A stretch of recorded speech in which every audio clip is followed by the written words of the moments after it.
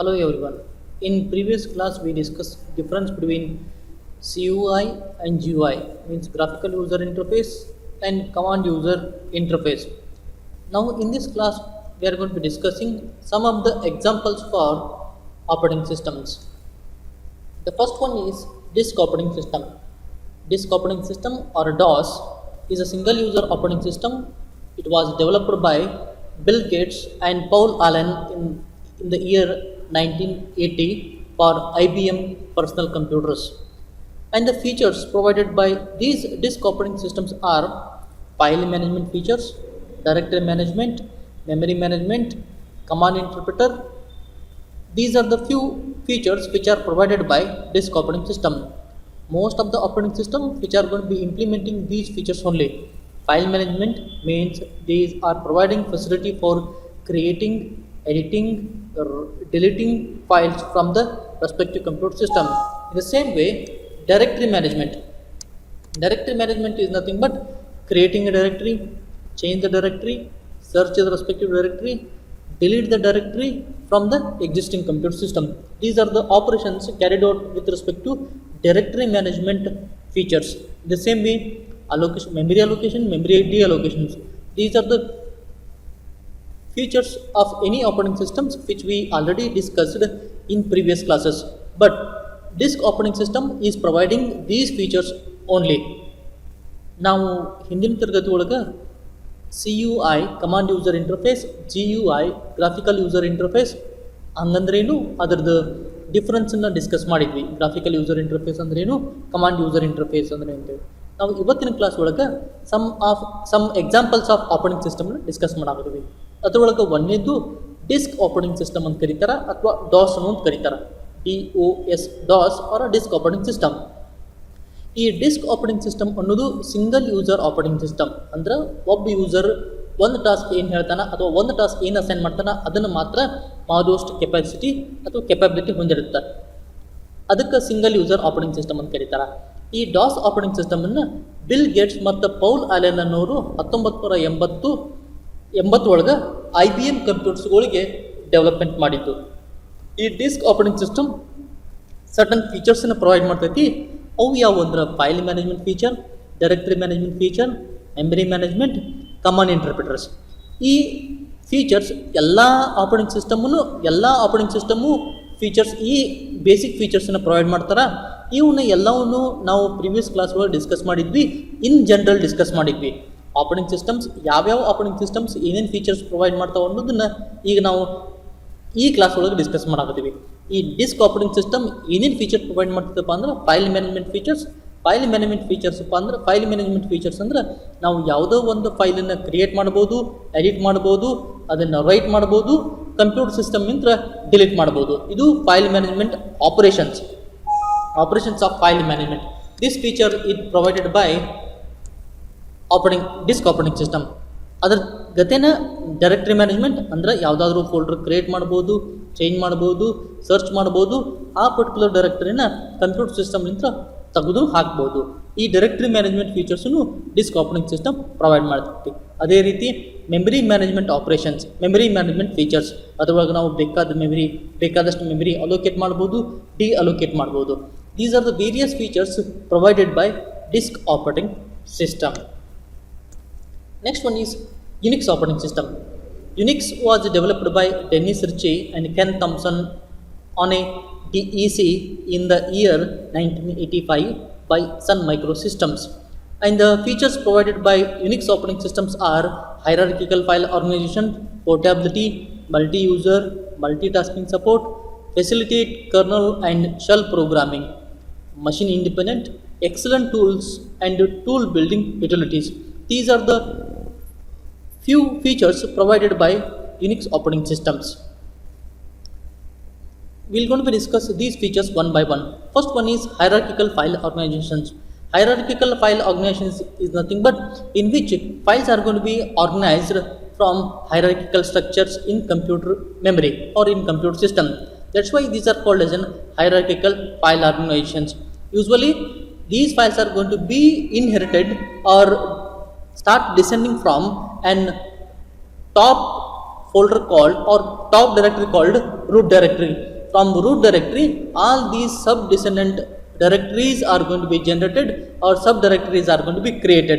That's why it provides hierarchical file organizations. Next one is portability.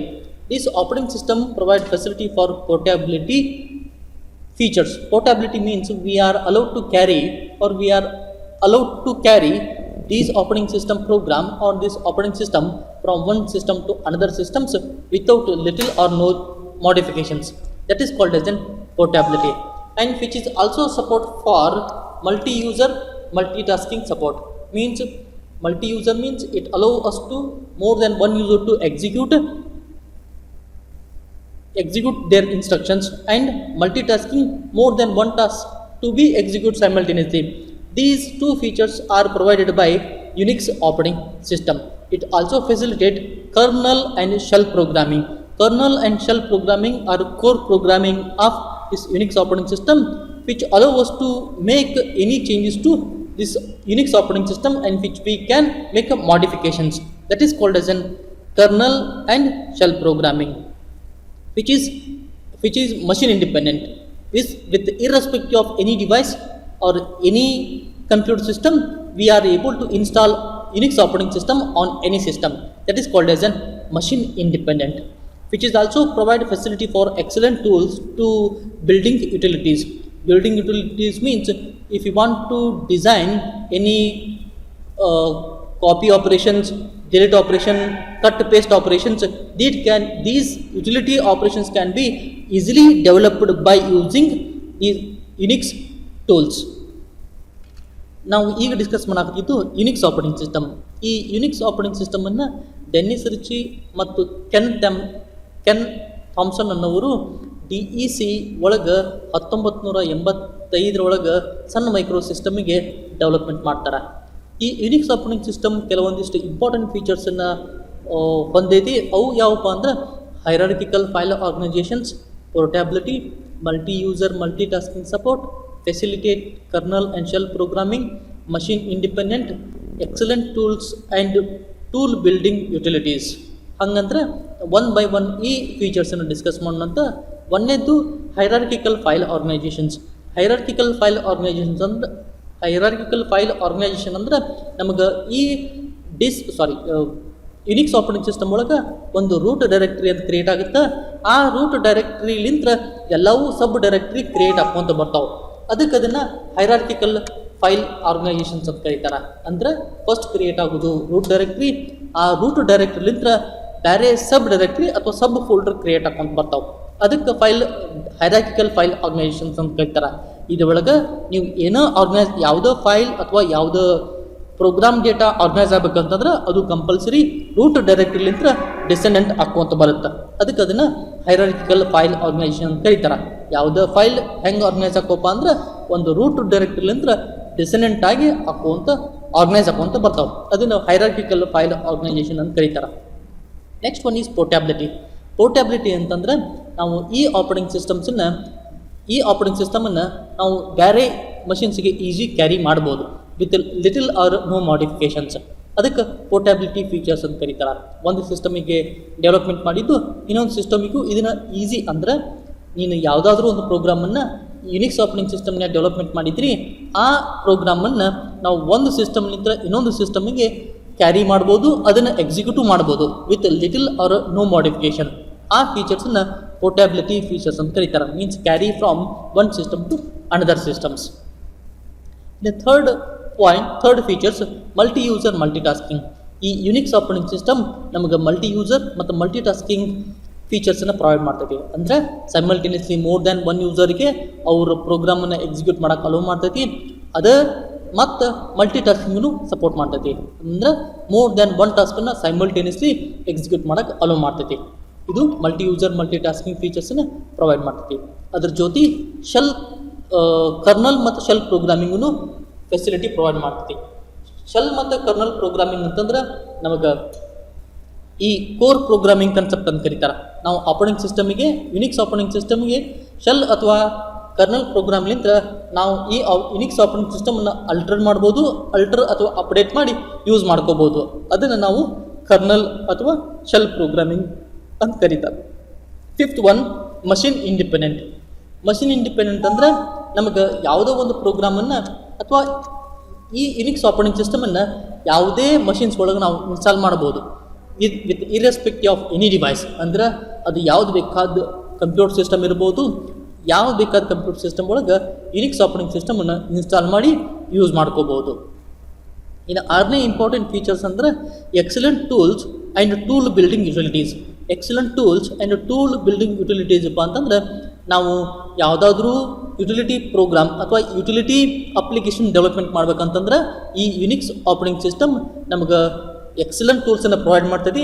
ಅದರಲ್ಲಿಂದ ನಾವು ಯಾವ್ದು ಬೇಕಾದ utility programmes ಅಥವಾ utility ಅಪ್ಲಿಕೇಶನ್ಸನ್ನು ಡೆವಲಪ್ಮೆಂಟ್ ಮಾಡ್ಬೋದು. For example cut copy paste ಮಾಡಬೇಕು ಅಥವಾ ಇನ್ನು ಯಾವುದೋ ಒಂದಿಷ್ಟು ಟೂಲ್ ಬಿಲ್ಡ್ ಮಾಡಬೇಕಾಗಿತ್ತಪ್ಪ ಅಂತಂದ್ರೆ ಯುಟಿಲಿಟಿ ಟೂಲ್ನ ನಮಗೆ ಈ ಯುನಿಕ್ಸ್ ಆಪರೇಟಿಂಗ್ ಸಿಸ್ಟಮ್ ಕೆಲವೊಂದಿಷ್ಟು ಎಕ್ಸಲೆಂಟ್ ಟೂಲ್ಸ್ ಪ್ರೊವೈಡ್ ಮಾಡ್ತೀವಿ. ಅದರಲ್ಲಿಂದ ನಾವು ಯುಟಿಲಿಟಿ ಅಪ್ಲಿಕೇಶನ್ಸ್ನ ಡೆವಲಪ್ಮೆಂಟ್ ಮಾಡ್ಬೋದು. These are the features of Unix operating systems. Next one is Linux operating system. Linux operating system was initially developed by Finnish university student Linus Torvalds. It is free to download from www.linux.org. Linus Torvalds is a student of Finnish university. He developed Linux operating system based on Unix operating system. He make use of Unix operating system and he created his own operating system called as a Linux operating system. In Unix operating system we studied it provided facility for shell and kernel programming. By making use of shell and kernel programming, Linus Torvalds developed his own operating system called as a Linux operating system. And features of Linux operating systems are it is also facilitate for kernel programming, which provides access to the software and hardware, open source development, operating system, machine independent, multi-user multitasking, compatibility and portability. Facilitate to kernel programming, which provides access to software and hardware, means again as we discussed in Unix operating system, which is also providing kernel programming, means anybody can make use of this operating system programming and we can make our own operating system or we can design operating system as our requirement. That is called as a kernel programming. This Linux operating system is an open source development of operating system, means anybody can make use of this operating system without paying any single rupees. That is open source, means this source code of this operating system is freely available. Anybody can download this operating system and make utilization of this Linux operating system. And this Linux operating system is also machine independent. With irrespective of any device, we are allowed to install this Linux operating system on any devices. Features also provide a facility for multi-user and multitasking support, means more than one user, more than one task can be simultaneously executed in this Linux operating system. And features also provide a facility for compatibility and portability. Compatibility and portability is nothing but we are allowed to carry the programs which are developed in Linux operating system to Unix, Unix operating system to Linux or any other operating system. We are allowed to carry these programs. At the same time, it is also provide facility for compatibility, means the program which are developed in one Linux operating system, these can be utilized in any other systems. That is called as a compatibility. ನಾವು ಈಗ discuss ಮಾಡಾಕತ್ತಿದ್ದು Linux operating system. Linux operating ಸಿಸ್ಟಮನ್ನು initially Finnish university student ಆದಂಥ Linus ಟೋರ್ವಾಲ್ಡ್ಸ್ development ಮಾಡಿದ. ಇದು free source operating systems. ಅಂದ್ರೆ ಯಾರು ಬೇಕಾದವರು ಈ ಲೈನಕ್ಸ್ ಆಪರೇಟಿಂಗ್ ಸಿಸ್ಟಮನ್ನು www.linux.org ಲಿಂದ ಡೌನ್ಲೋಡ್ ಮಾಡ್ಕೊಂಡು ಇನ್ಸ್ಟಾಲ್ ಮಾಡ್ಕೋಬೋದು. ಈ Linux operating system basically Unix operating ಸಿಸ್ಟಮ್ಲಿಂದ ಡೆವಲಪ್ಮೆಂಟ್ ಮಾಡಿದ್ದು. ಯುನಿಕ್ಸ್ ಆಪರೇಟಿಂಗ್ ಸಿಸ್ಟಮ್ ಅದು ಓಪನ್ ಸೋರ್ಸ್ ಸಾಫ್ಟ್ವೇರ್ಸ್, ಅದು ಶೆಲ್ ಮತ್ತು ಕರ್ನಲ್ ಪ್ರೋಗ್ರಾಮಿಂಗ್ ಅಂತೇಳಿ ಒಂದು ಫೆಸಿಲಿಟಿ ಪ್ರೊವೈಡ್ ಮಾಡ್ತೈತಿ. ಅದನ್ನು ಯೂಸ್ ಮಾಡ್ಕೊಂಡು ಯಾರು ಬೇಕಾದವರು ನಮಗೆ ಬೇಕಾದಂಥ ನಮ್ಮ ಅನುಕೂಲಕ್ಕೆ ಬೇಕಾದಂತಕ್ಕಂಥ ನಾವು ಆಪರೇಟಿಂಗ್ ಸಿಸ್ಟಮ್ನ ಡೆವಲಪ್ಮೆಂಟ್ ಮಾಡ್ಕೋಬೋದು. ಅದನ್ನು ಈ ಲೈನಸ್ ಟೋರ್ವಾಲ್ಡ್ಸ್ ಅನ್ನೋ ಲೈನಕ್ಸ್ ಆಪರೇಟಿಂಗ್ ಸಿಸ್ಟಮ್ನ ಡೆವಲಪ್ಮೆಂಟ್ ಮಾಡಿದ್ದಾರೆ. ಇನ್ನು features of Linux operating systems ಏನಪ್ಪ ಅಂತಂದ್ರೆ ಇದು ಕೂಡ ಕರ್ನಲ್ ಪ್ರೋಗ್ರಾಮಿಂಗ್ ಫೆಸಿಲಿಟಿ ಪ್ರೊವೈಡ್ ಮಾಡ್ತೀವಿ. ಅಂದರೆ ಯಾರು ಬೇಕಾದವರು ಈ ಆಪರೇಟಿಂಗ್ ಸಿಸ್ಟಮನ್ನು ಡೌನ್ಲೋಡ್ ಮಾಡ್ಕೋಬೋದು, ಕರ್ನಲ್ ಪ್ರೋಗ್ರಾಮನ್ನು ಡೌನ್ಲೋಡ್ ಮಾಡ್ಕೋಬೋದು, ಅವರ ಅನುಕೂಲಕ್ಕೆ ತಕ್ಕಂತೆ ತಮ್ಮ ಓನ್ ಆಪರೇಟಿಂಗ್ ಸಿಸ್ಟಮ್ನ ಡೆವಲಪ್ಮೆಂಟ್ ಮಾಡ್ಬೋದು. ಅದನ್ನು ಕರ್ನಲ್ ಪ್ರೋಗ್ರಾಮಿಂಗ್ ಅಂತ ಕರೀತಾರೆ. ಇದು open source development operating systems. Open source ಅಪ್ಪ ಅಂತಂದ್ರೆ ಈ ಆಪರೇಟಿಂಗ್ ಸಿಸ್ಟಮ್ದು ಸೋರ್ಸ್ ಕೋಡ್ ಅಂದ್ರೆ ಪ್ರೋಗ್ರಾಮ್ಸ್ ಎಲ್ಲವೂ ಫ್ರೀಲಿ ಅವೈಲೇಬಲ್ ಇರ್ತಾವೆ. ಯಾರು ಬೇಕಾದವರು ಇವನು ಫ್ರೀಲಿ ಡೌನ್ಲೋಡ್ ಮಾಡಿಕೊಂಡು ತಮ್ಮ ಅನುಕೂಲಕ್ಕೆ ತಕ್ಕಂಥ ಆಪರೇಟಿಂಗ್ ಸಿಸ್ಟಮ್ಸನ್ನು ಡೆವಲಪ್ಮೆಂಟ್ ಮಾಡ್ಬೋದು. ಅದನ್ನು open source development operating system ಅಂತ ಕರೀತಾರೆ. ಈ Linux operating system machine independent. Linux operating ಸಿಸ್ಟಮನ್ನು ಯಾವ ಬೇಕಾದ ಕಂಪ್ಯೂಟರ್ ಸಿಸ್ಟಮ್ಸ್ ಒಳಗೂ ಇನ್ಸ್ಟಾಲ್ ಮಾಡ್ಬೋದು. ಯಾವುದೇ ಮಷಿನ್ಸ್ಗೆ ಅದು ರೆಸ್ಟ್ರಿಕ್ಷನ್ಸ್ ಪ್ರೊವೈಡ್ ಮಾಡೋದಿಲ್ಲ. ಅದನ್ನು ಮಷಿನ್ ಇಂಡಿಪೆಂಡೆಂಟ್ ಅಂತ ಕರೀತಾರೆ. ಈ ಲೈನೆಕ್ಸ್ ಆಪರೇಟಿಂಗ್ ಸಿಸ್ಟಮ್ ಕೂಡ multi user multitasking support ಮಾಡ್ತೈತಿ. ಅಂದ್ರೆ simultaneously more than one user more than one ಟಾಸ್ಕನ್ನು ಎಕ್ಸಿಕ್ಯೂಟ್ ಮಾಡೋಕ್ಕೆ ಅಲೋ ಮಾಡ್ತೈತಿ. ಅದನ್ನು multi user multitasking support ಅಂತ ಕರೀತಾರೆ.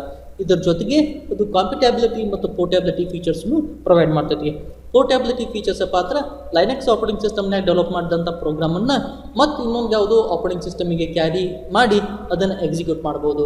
ಅದೇ ರೀತಿ ಕಾಂಪಿಟೇಬಿಲಿಟಿನೂ ಪ್ರೊವೈಡ್ ಮಾಡ್ತೈತಿ. ಕಾಂಪಿಟೇಬಿಲಿಟಿಪ್ಪ ಅಂತಂದ್ರೆ ನಾನು ಒಂದು ಸಿಸ್ಟಮ್ನಾಗ ಡೆವಲಪ್ಮೆಂಟ್ ಮಾಡಿದ ಪ್ರೋಗ್ರಾಮನ್ನು ಇನ್ನೊಂದು ಸಿಸ್ಟಮ್ನಾಗ ಏನಾದರೂ ಚೇಂಜಸ್ ಮಾಡ್ಬೋದು ಅಥವಾ ಮಾಡದೇನೂ ಅದನ್ನು ಎಕ್ಸಿಕ್ಯೂಟ್ ಮಾಡೋಕ್ಕೆ ಅಲೋ ಮಾಡ್ತೈತಿ. ಅದನ್ನು ಕಾಂಪಿಟೇಬಿಲಿಟಿ ಅಂತ ಕರೀತಾರೆ. These are the features of Linux operating systems. Next one is Solaris operating system. The Solaris operating system is a free Unix based operating system introduced by Sun Microsystem in year 1992 as the successor of Sun operating system. And the features of this Solaris operating systems are advanced networking capability, supporting wireless and high throughput networking, facilitates zone security, user interface for internet browsers, media players and office suites. Fourth one, managing hardware usage of a particular applications. These are the features provided by Solaris OS. Solaris OS, which is developed by Sun Microsystem as a successor of Sun operating system in the year 1992. Sun Microsystem is the largest IT company which is developed in Sun operating system. After Sun operating system, they developed one more new operating system called as a Solaris operating system, which is developed in the year 1992. And the features of these Solaris operating systems are advanced networking capability, supporting wireless and high throughput networks. Means these Solaris operating system provide a facility for advanced networking capability. Means they are able to connect. They are able to provide a facility for interconnecting computer systems in wireless as well as high throughput networks. These are also providing facility for zoning security. And in this Solaris operating system, they are providing user interface for internet browsers, media players and office suite. Means internet, these are providing user interfaces for browsers, media players and office suites.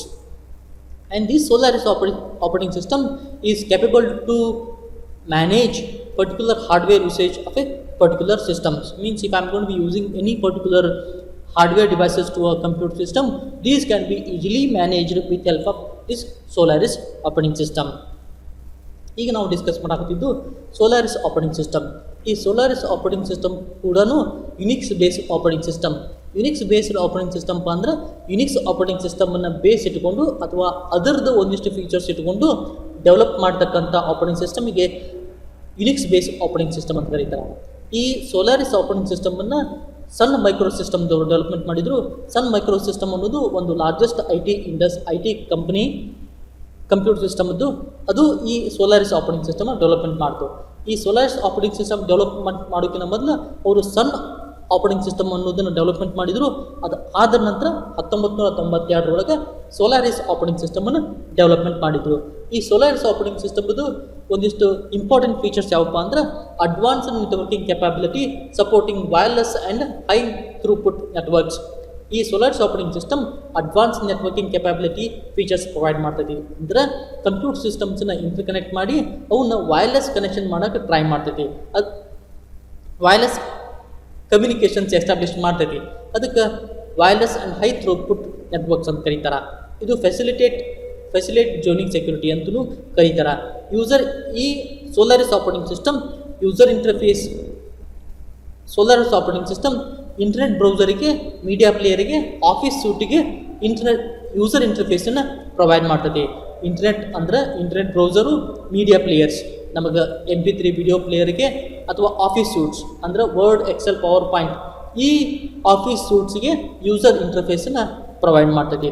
ಅದರ ಜೊತೆ Solaris operating system ಯಾವುದಾದ್ರೂ ಒಂದು particular hardware ಡಿವೈಸನ್ನು ಯಾರು usage ಮಾಡಾಕತ್ತಾರ ಅನ್ನೋದನ್ನು, ಯಾವ application usage ಮಾಡಾಕತ್ತೈತಿ ಅನ್ನೋದನ್ನು ನಾವು ಈಸಿಯಾಗಿ ಈ ಸೋಲಾರಿಸ್ ಆಪರೇಟಿಂಗ್ ಸಿಸ್ಟಮ್ ಇಂದ ಮ್ಯಾನೇಜ್ ಮಾಡ್ಬೋದು. These are the features of Solaris operating systems. Next one is Windows 7. Windows 7 is the most recent client versions of Windows developed by Microsystem. The features of Windows 7 are redesigned taskbar and multi-touch support, better search facility for files and documents, sharing of files, folders among users, energy management by putting inactive devices in a sleep mode, better support for multimedia, better security support for multi-core processors. These are the few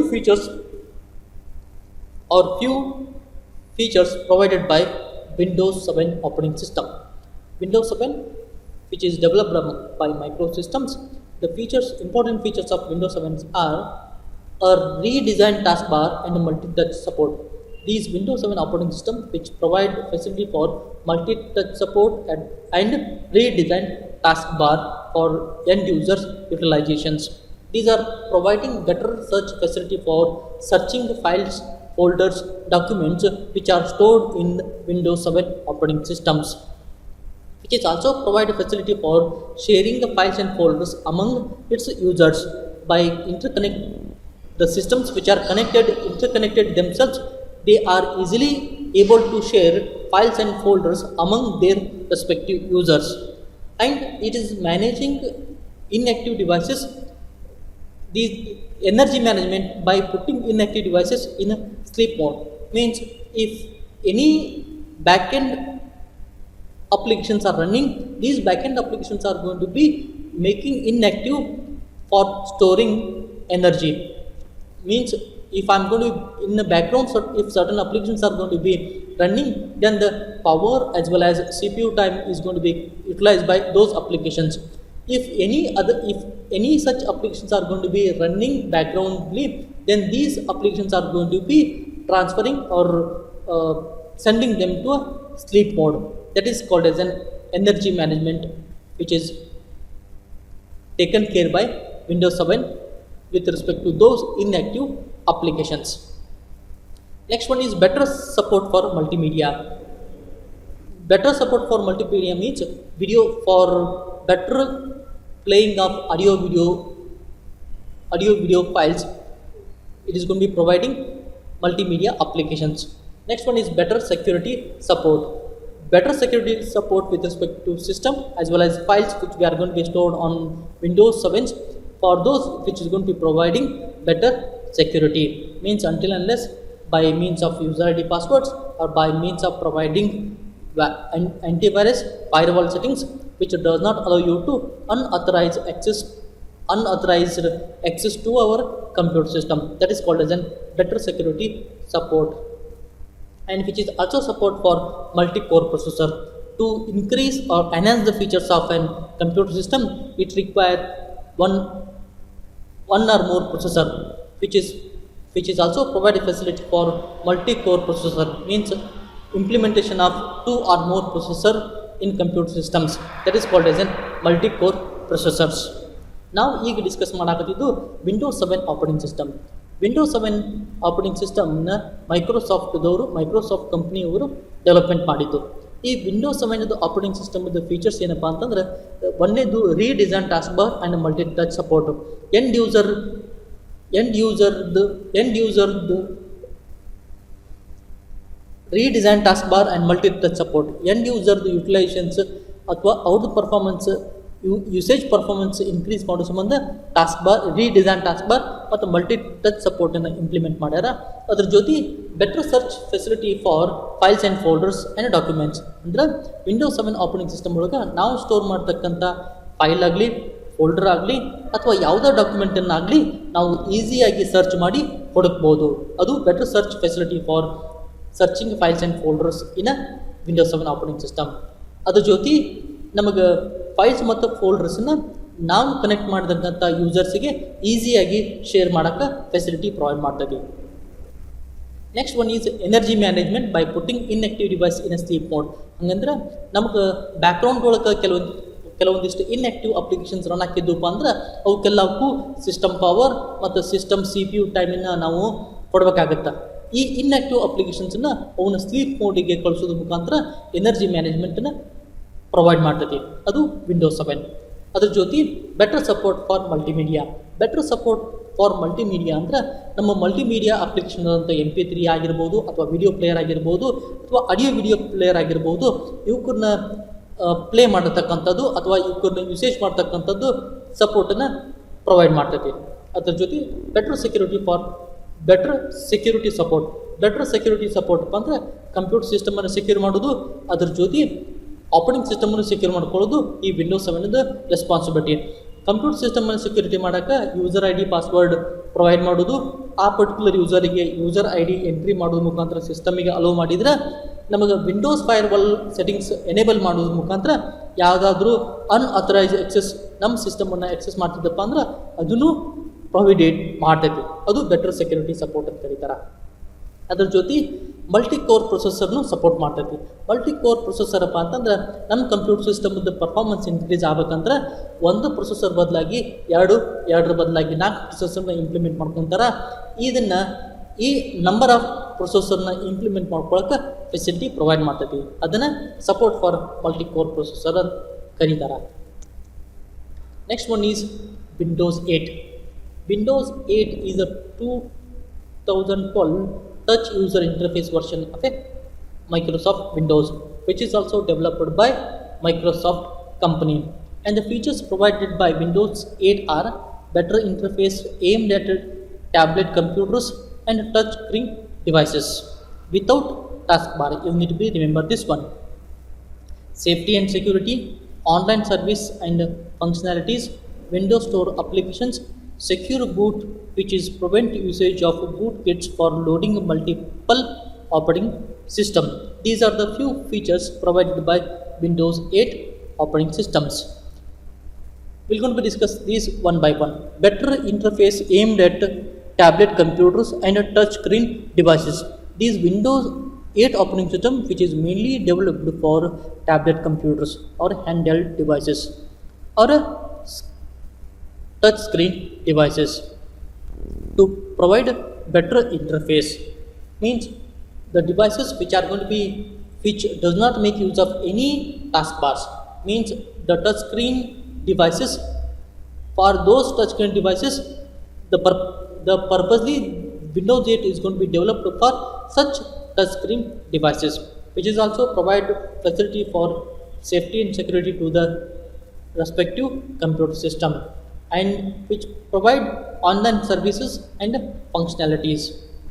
Windows Store applications means if you want to make usage of any particular applications, these applications are going to be separately provided in Windows Store. From that we can download and make utilize. Those are called as in Windows Store applications. Fifth one, secure boot, which prevents usage of bootkits for loading multiple operating system. Means which provide facility for booting multiple operating system in a single device. That is secure boot, which prevents usage of bootkits for loading multiple operating systems. Now we discuss Windows 8 operating system.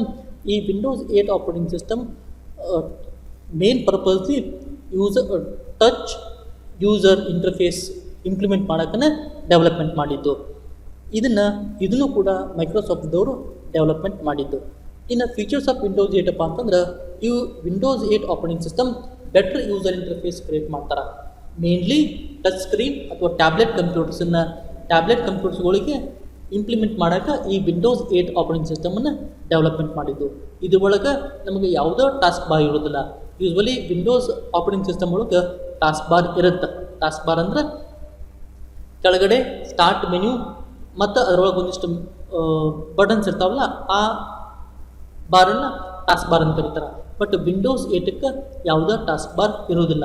Directly applications load ಹಾಕವು. ನಾವು ಯಾವ application ಮ್ಯಾಲೆ touch ಮಾಡ್ತೀವಿ ಆ respective applications execute ಆಗುತ್ತೆ. ಈ Windows 8 operating system ಕೂಡ safety ಮತ್ತು ಸೆಕ್ಯೂರಿಟಿ ಕಡೆ ಕಾನ್ಸಂಟ್ರೇಟ್ ಮಾಡ್ತೈತಿ. ಅಂದರೆ ಅನ್ಆಥರೈಸ್ಡ್ ಎಕ್ಸೆಸ್ ಮಾಡೋಕೆ ಅಲೋ ಮಾಡೋದಿಲ್ಲ. ನಮಗೆ online service and functionalities Windows 8 ಒಳಗೆ ಯಾವುದಾದ್ರೂ ಇಶ್ಯೂಸ್ ಬಂದಪ್ಪ ಅಂದ್ರೆ ಆನ್ಲೈನ್ ಸರ್ವಿಸ್ ಮತ್ತು ಫಂಕ್ಷನಾಲಿಟಿನ ಫೀಚರ್ಸ್ ಪ್ರೊವೈಡ್ ಮಾಡ್ತೈತಿ. ಇದ್ರ ಜೊತೆ ನಮಗೆ ಯಾವುದಾದ್ರೂ ಅಪ್ಲಿಕೇಶನ್ಸ್ ಇನ್ಸ್ಟಾಲ್ ಮಾಡ್ಕೋಬೇಕಂತಂದ್ರೆ ವಿಂಡೋಸ್ ಸ್ಟೋರ್ ಅಂತಂದು ಸಪರೇಟಾಗಿ ವಿಂಡೋಸ್ ಸ್ಟೋರ್ಲಿಂದ ಆ ಅಪ್ಲಿಕೇಶನ್ಸನ್ನು ಡೌನ್ಲೋಡ್ ಮಾಡ್ಕೋಬೋದು. ಅವನ್ನ ನಾವು ಇನ್ಸ್ಟಾಲ್ ಮಾಡ್ಕೊಂಡು ಯುಟಿಲೈಸ್ ಮಾಡ್ಕೋಬೋದು. ಅದ್ರ ಜೊತೆ ಸೆಕ್ಯೂರ್ ಬೂಟನ್ನು ಪ್ರೊವೈಡ್ ಮಾಡ್ತೈತಿ. These are the features of Windows 8. Next one is mobile operating system. Now what we discussed, those are operating systems which are designed for computer system.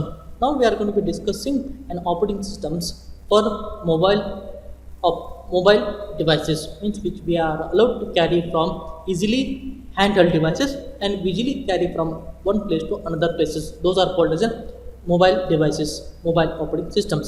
First one is Android OS. Android OS, it is a Linux-based platform for mobile phones. Android was developed by Google and then Open Handset Alliance (OHA) coalition of software and telecommunication companies. Android was released under the Apache V2 open source license. ನಾವು ಈ discuss ಮಾಡಾಕ್ತಿದ್ದು mobile operating ಸಿಸ್ಟಮನ್ನು ನಾವು ಇಲ್ಲಿ ತನಕ ಏನು discuss ಮಾಡಿದ್ವಿ, ಅವು computer system operating systems. ಅಂದರೆ ಕಂಪ್ಯೂಟರ್ ಸಿಸ್ಟಮಿಗೆ ಇನ್ಸ್ಟಾಲ್ ಮಾಡ್ತಕ್ಕಂಥ ಆಪರೇಟಿಂಗ್ ಸಿಸ್ಟಮನ್ನು ಡಿಸ್ಕಸ್ ಮಾಡಿದ್ವಿ. ಈಗ ನಾವು ಡಿಸ್ಕಸ್ ಮಾಡುವಂಥವು ಮೊಬೈಲ್ ಆಪರೇಟಿಂಗ್ ಸಿಸ್ಟಮ್ಸ್. ಅಂದರೆ ಹ್ಯಾಂಡಲ್ ಡಿವೈಸ್ ಅಥವಾ ಪೋರ್ಟೇಬಲ್ ಡಿವೈಸಿಗೆ ಇನ್ಸ್ಟಾಲ್ ಮಾಡ್ತಕ್ಕಂಥ ಆಪರೇಟಿಂಗ್ ಸಿಸ್ಟಮ್. ಅದರೊಳಗೆ ಒಂದೇದು ಆಂಡ್ರಾಯ್ಡ್ OS. ಈ ಆಂಡ್ರಾಯ್ಡ್ OS ಕೂಡ ಲೈನೆಕ್ಸ್ ಬೇಸ್ಡ್ ಆಪರೇಟಿಂಗ್ ಸಿಸ್ಟಮ್ಸ್, ಅಂದರೆ ಲೈನೆಕ್ಸ್ ಪ್ಲಾಟ್ಫಾರ್ಮ್ನಿಂದ ಡೆವಲಪ್ಮೆಂಟ್ ಮಾಡಿದ್ದು, ಅಂದರೆ ಓಪನ್ ಸೋರ್ಸ್ ಆಪರೇಟಿಂಗ್ ಸಿಸ್ಟಮ್. ಇದನ್ನು ಡೆವಲಪ್ಮೆಂಟ್ ಮಾಡಿದವರು ಗೂಗಲ್ ಮತ್ತು ಓಪನ್ ಹ್ಯಾಂಡ್ಸೆಟ್ ಅಲೈನ್ಸ್ ಅನ್ನೋ ಕಂಪ್ನಿ ಜಾಯಿಂಟ್ ವೆಂಚರ್ ಆಗಿ ಈ ಆಂಡ್ರಾಯ್ಡ್ ಆಪರೇಟಿಂಗ್ ಸಿಸ್ಟಮನ್ನು ಡೆವಲಪ್ಮೆಂಟ್ ಮಾಡ್ಯಾರ. ಇದನ್ನು ಲಾಂಚ್ ಮಾಡಿದ್ದು ಅಥವಾ ಯಾವ ಪ್ಲಾಟ್ಫಾರ್ಮ್ನಾಗ ಡೆವಲಪ್ಮೆಂಟ್ ಮಾಡಿದಪ್ಪ ಅಂದ್ರೆ Apache V2 open source licence ಒಳಗೆ ಆಂಡ್ರಾಯ್ಡ್ ಆಪರೇಟಿಂಗ್ ಸಿಸ್ಟಮನ್ನು ಡೆವಲಪ್ಮೆಂಟ್ ಮಾಡಿದ್ದು. Next one is Symbian OS.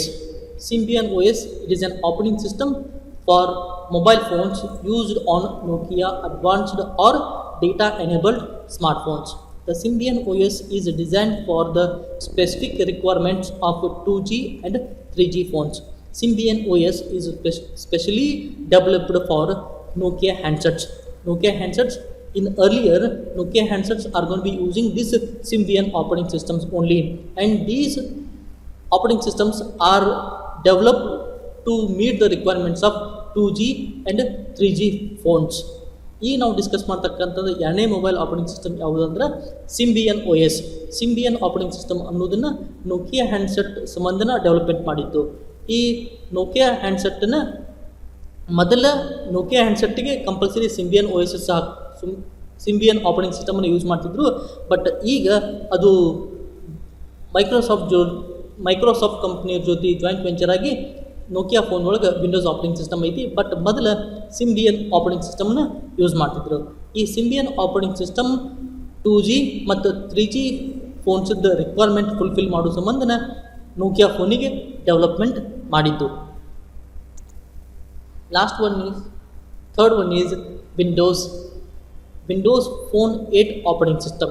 We discussed the Windows 8 operating system with respect to same.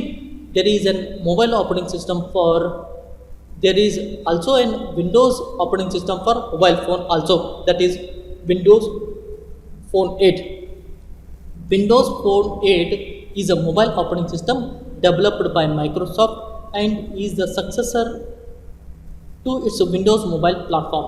Although incompatible with it, Windows Phone 8 was Microsoft's answer to the flourishing smartphone world.